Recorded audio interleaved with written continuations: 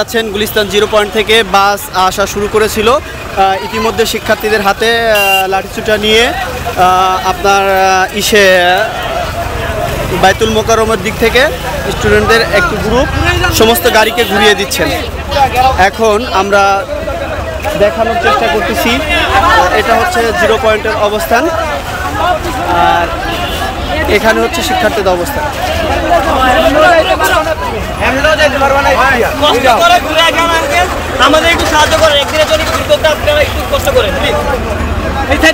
আপনারা অন্য রাস্তা অবলম্বন করেন, একদিনের জন্য কষ্ট করেন, ঘুরে চলে যান। দিব বাড়ি